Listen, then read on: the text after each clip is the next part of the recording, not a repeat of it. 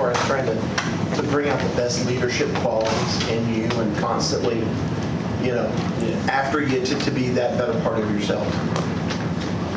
I mean, I love Ben, just like as a human, and then as a coach even more.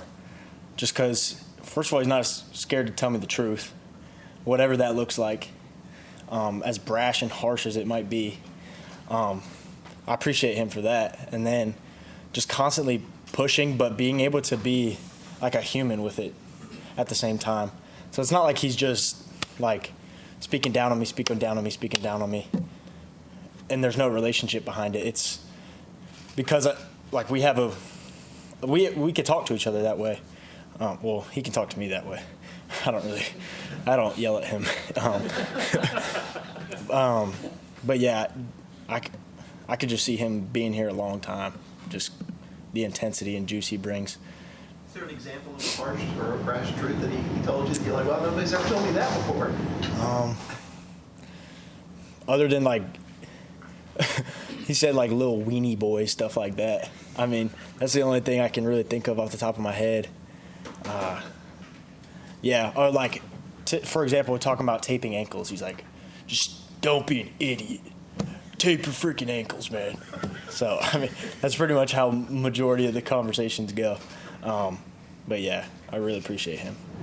So with the addition of Tom Allin, with Thomas Allin, you think this linebacker room is going to take a huge step forward this year? For sure, just because the attention to detail that's demanded of us, and then energy, all of the above, really.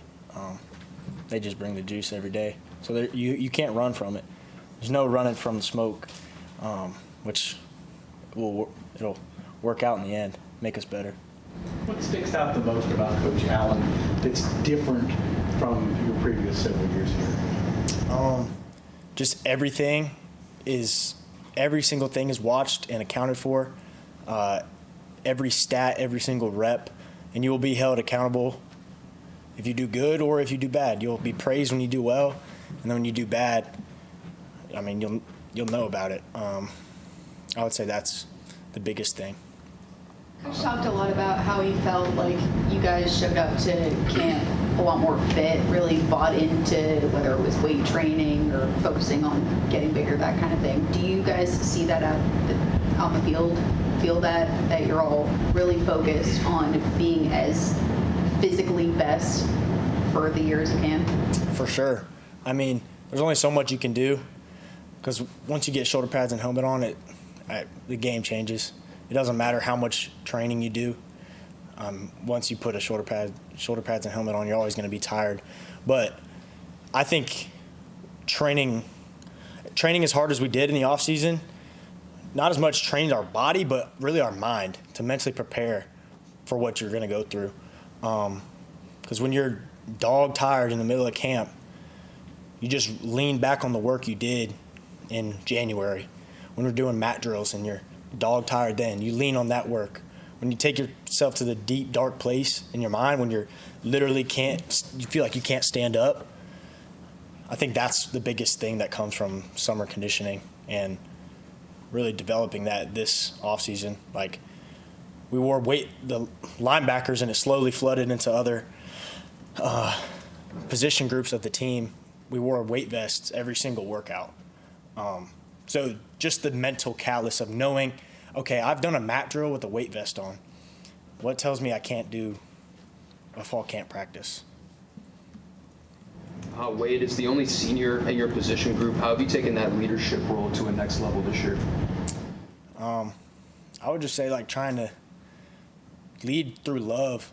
Because I think if they see that what I'm saying is out of love, then I can really say what I want to say, and I can tell people the truth as well, because they know where it comes from. It's not just they only see one side of me. And then the coaching staff challenges to get a lot closer just as a team. So during the summer, we did a bunch of team outing stuff, just like we had a little pool party, just the team. We've gone out to eat multiple times, paintballing, stuff like that. And then also, like, I don't really have a choice. I'm the one everybody looks to. So What will my legacy be? The addition of Jeremiah Alexander, everybody with staff, the players has praised his work ethic. What has that been like from your perspective to have a new face in the room and just kind of the jolt he's been able to provide to that position group? Jerry, literally, we call him Jerry. Crazy nickname, right? He literally doesn't stop working out. A couple weeks ago, I came here. It was like a 5:30 p.m. on a Friday, and I came to get some blue Powerades. And he was going in to work out, and I'm just like, bro, like, you can go take a nap, like you can go lay down. So constantly having that thought of, oh, what's Jeremiah doing in the back of my head just makes me want to be like, damn, Jeremiah's working out. I probably need to go work out. Or Jeremiah's doing a little extra after a workout. I'm going to go do a little extra. So just constantly competing with him and trying to get the upper hand on him, ultimately going to make us all better.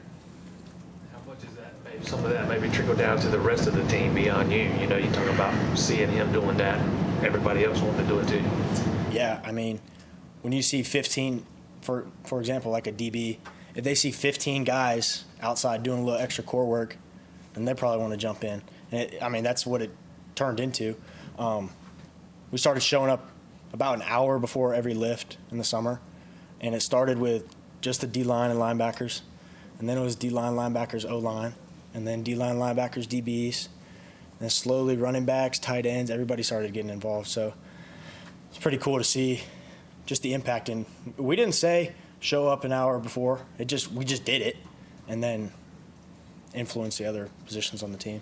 What have you seen from Sammy this year 2 now? Are you seeing a little different with how he approaches things? Yeah, for sure. He's definitely growing in confidence just as a leader.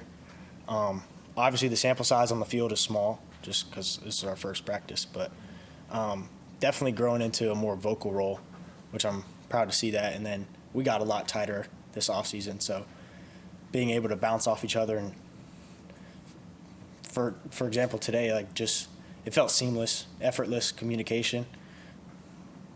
Really, I mean, it's the first day, so I might be speaking too soon, but our relationship on the field is going to blossom, I think, because of.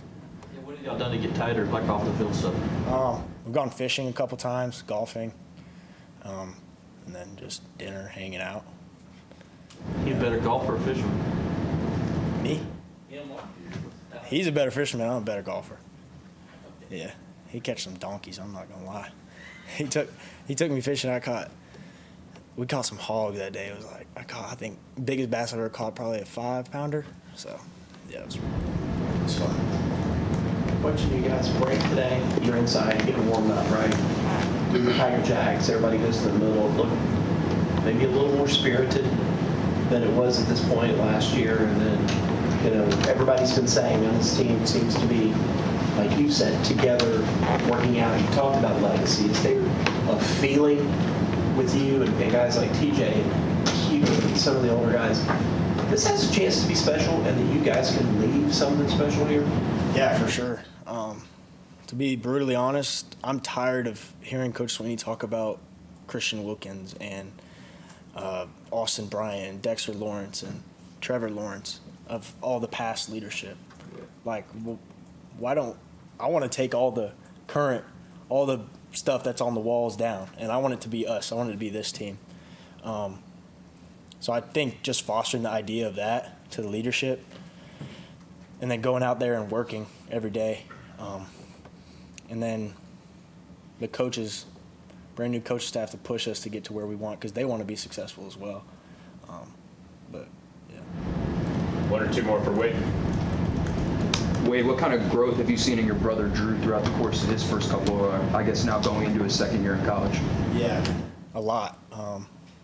I think our relationship has really changed as well, just because I felt last year, because I picked it up pretty quick and he didn't pick it up as fast. His head was spinning. So I had to learn how to not be so demeaning and learn, like, okay, he's just a freshman. He's going to figure it out. But I really, this summer, you can see it starting to click. You can see his wheels turning now. He's starting to process things and predict things, which is really cool to see. And then his body as well. Dude's biceps are huge. We talk about that all the time, me and my dad. But really just the mental aspect is what I like to see, because it's like him developing as a football player, and that's, you make plays with your brain. Do you think the opportunity to lead your brother and maybe even give him some tough love, as you were saying at times, has helped you with your leadership role for all the rest of the guys? Yeah, for sure. Just because I know that he's the one person who's not afraid to talk back and tell me the truth, just because we grew up together. I go to him for feedback all the time. So I think hearing what the people have to say can make you a better leader. It's like having a president who doesn't listen to what the people say. It's like the dictatorship. So trying to just learn from the young guys. What do the young guys think? How can I be better? Is it hard being the older brother not to give your little brother a little, a little smack a little bit every now and then? Because he's your little brother. It was last year, just because that was my initial instinct, just emotion. And I think that's something I've tried to work on, is like not emotionally reacting, taking a deep breath and assessing. Because if I react emotionally, then he reacts emotionally, and then boom, it's two rams butting heads. Right. So Thank you, Wade. thank you all.